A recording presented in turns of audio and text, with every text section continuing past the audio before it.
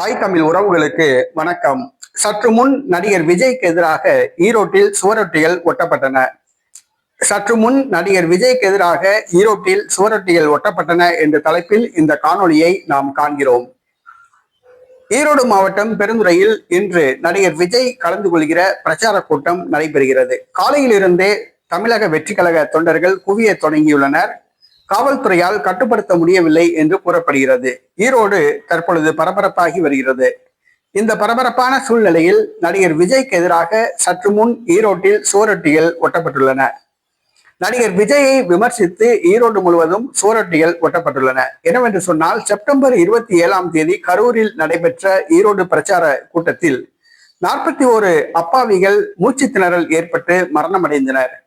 அவர்களுடைய வீடுகளுக்கு நடிகர் விஜய் செல்லவில்லை.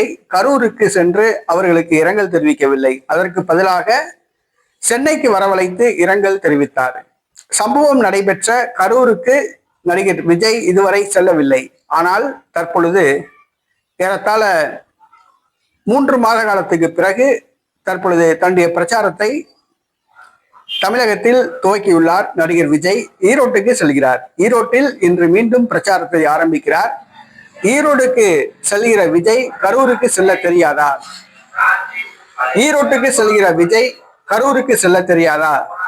கரூருக்கு செல்ல வழி தெரியாதா என்று சுவரொட்டிகள் ஈரோடு முழுவதும் ஒட்டப்பட்டுள்ளன.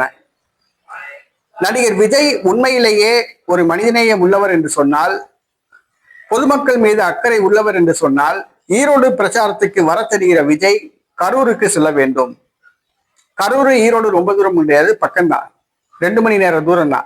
ஈரோடுக்கு செல்கிற விஜய் கரூருக்கு செல்லணும். அங்குள்ள மக்கள் வீடுகளுக்கு சென்று இரங்கல் தெரிவிக்கணும். அதுதான் முறை. கரூர்ல தான் அந்த 41 பேர் செத்தாங்க. இன்னைக்கு 3 மாசம் ஆச்சு. இன்னைக்கு நடிகர் விஜய் அந்த கரூர் பக்கம் எட்டி பார்க்கல. ரொம்ப வேதனையான விஷயம்.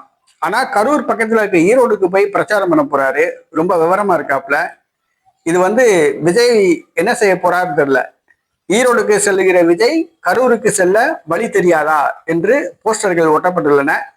இது தமிழக வெற்றி கழகத்துக்கு ஒரு தர்ம சங்கடத்தை ஏற்படுத்தியுள்ளது.